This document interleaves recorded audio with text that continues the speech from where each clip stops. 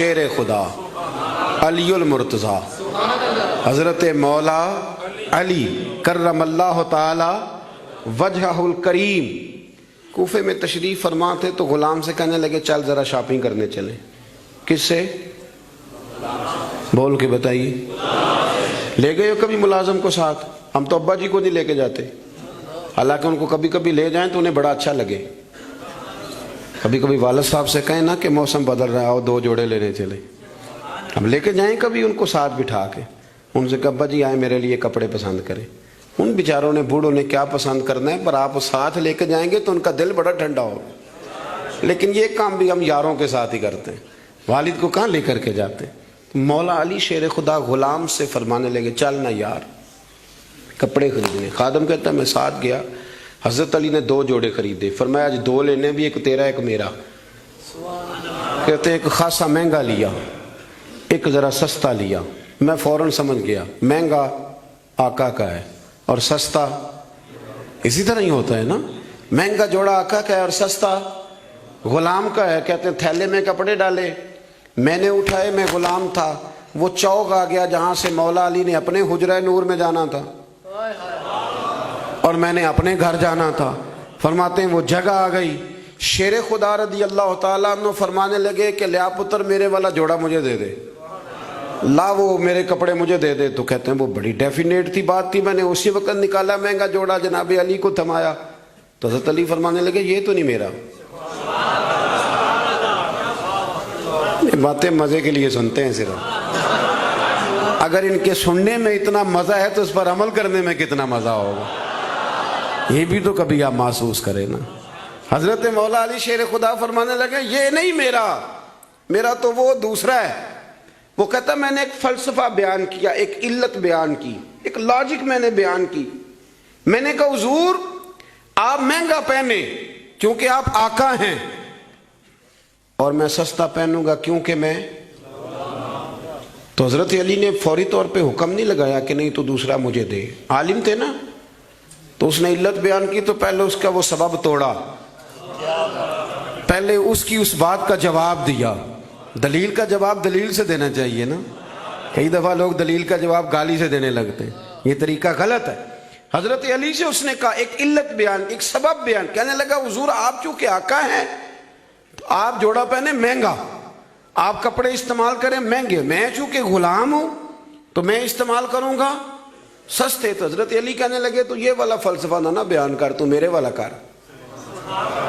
میں تجھے بتاتا ہوں ایک سبب وہ والا لگا لے. یہاں وہ حکم لگا. اس نے کہا حضور وہ کون سا؟ فرمانے لگے تو سستا مجھے دے نا کیونکہ میں بوڑھا ہوں،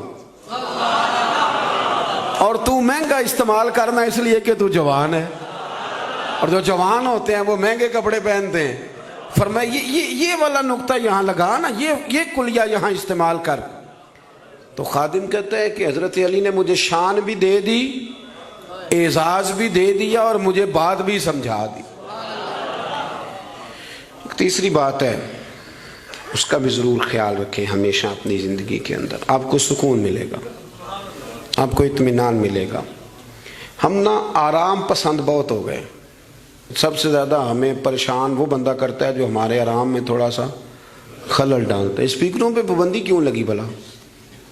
جھگڑے شگڑے اب کوئی نہیں ہوتے تھے، اب کہاں دور رہ گیا ہے. اب تو صرف لوگوں کی نیند خراب ہوتی تھی، اور جو سوسائٹیوں میں رہتے ہیں نا ان کے لیے زیادہ مسئلہ تھا. ہم ذرا سا بھی اپنی نیند قربان کرنا، اپنے اوپر تھوڑا بوجھ لینا پسند نہیں کرتے. رات کو کچھ لوگوں کو جاگتے رہنا بڑا ضروری ہے. ڈاکٹر کے لیے اپنا موبائل آن رکھ کے اسے سونا چاہیے، یہ میری گزارش ہے. اس لیے کہ کسی وقت بھی کوئی مریض اس کو فون کر سکتا ہے. جو لوگ سیکیورٹی اداروں سے تعلق رکھتے ہیں ان پر ضروری ہے کہ وہ رات بھی اپنے موبائل کو آن رکھے. جن کی ذمہ داری میں کچھ لوگ ہیں، میرے پاس ایک ایسا نمبر ہے، رات بھر وہ نمبر، میرے پاس مدرسے کے بچے ہیں، وہ کسی وقت میری ضرورت پڑ سکتی. مجھے سینکڑوں دفعہ کہا ہے گھر والوں نے بھی باہر والوں نے بھی کہ آپ اس کو بند کر دیں. تو میں کہتا ہوں پھر یہاں تو مدرسہ بھی بند کرو نا، کیا ہو جائے گا. مثلا نیند تو اگر اللہ آپ کو سکون دینا چاہے تو 20 منٹ کی نیند میں نیند پوری ہو جاتی ہے، اور اگر وہ مالک بے نیاز ہے، کبھی نا سکون آئے تو سارا دن نہ بستر سے نکلے، سستی نہیں جاتی؟ صحیح کہہ رہا ہوں میں؟ تو تھوڑی اگر آپ اپنی نیند قربان کر لیں گے کسی کے لیے، کسی کو سکون دینے کے لیے، تھوڑی سی نہیں دیتے ہم. ہمیں تو بس یہ ہے کہ میرے لیے سارے جاگیں گے، میں نہیں اٹھوں گا کسی کے لیے. ہر آدمی ہائی الرٹ کھڑا رہے، اس سے انسان بہت بڑا خود غرض ہو جاتا ہے. اور جب وہ کسی کو سکون نہیں دیتا تو پھر اسے نیند بھی نہیں آتی. اگر ہم تھوڑا اشار کریں. حضرت انس بن مالک رضی اللہ تعالیٰ عنہ فرماتے ہیں رات کا وقت تھا، مدینے کے کونے سے چیخنے چلانے کی آواز آنے لگی بڑی شدت کے ساتھ. قاضی ایاز رحمۃ اللہ علیہ نے بھی لکھا ہے اور بھی دیگر سیرت نگاروں نے نقل فرمایا ہے، تیز ایک کونے سے تیز آواز چیخنے کی آنے لگی. فرماتے ہیں سب لوگ جمع ہو گئے جن کے کانوں میں آواز گئی.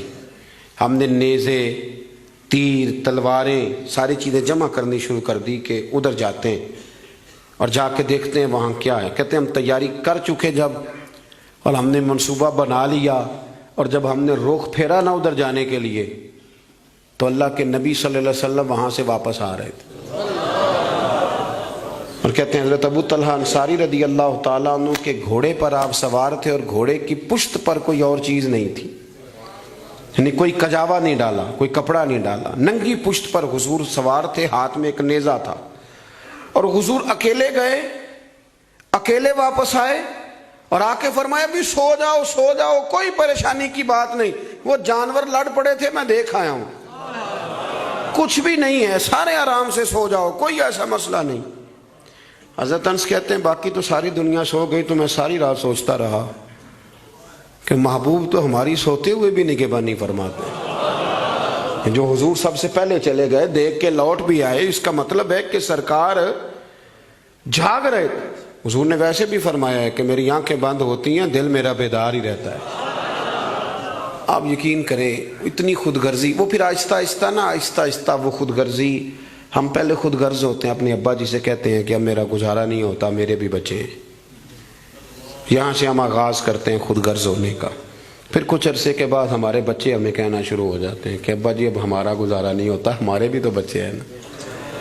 پھر وہ کبھی گونجتا ہے ہمارے کانوں میں ہمارا اپنا قول جو ہم نے کبھی کیا تھا اپنے والد کے لیے.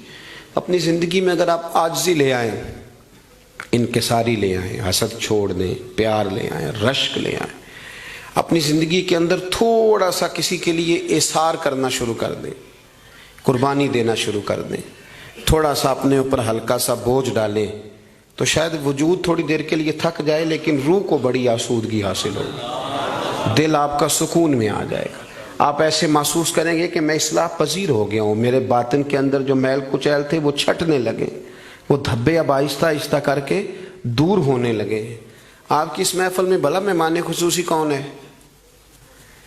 یہ بزرگ مشائخ تو آئے ہیں، ہماری سرپرستی کر رہے ہیں، لیکن اس محفل کا سب سے خاص بندہ وہ ہے جس نے محفل سے پہلے مسجد میں جھاڑو دیا، جس نے صفیں بچھائیں، جس نے اشتہار لگایا، جس نے جذبہ کا اظہار کیا.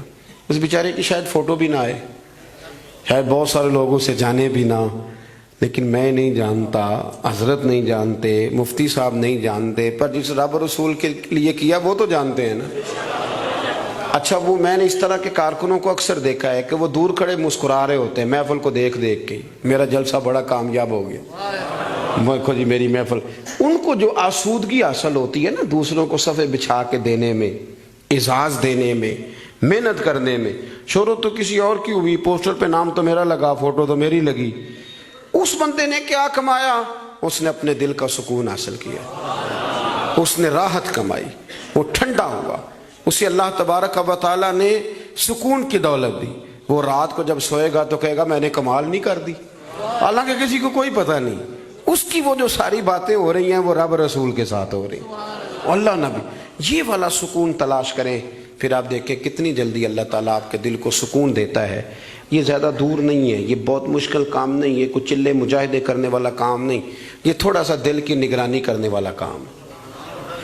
تھوڑا سا دل کی نگرانی کریں، دیکھیں کہ یہاں کون کون ایسی چیزیں پیدا ہو گئی ہیں جو خرابی کرنے والی ہیں، اذیت دینے والی ہیں، بس ان سے ذرا ذرا سا بچنا شروع کریں.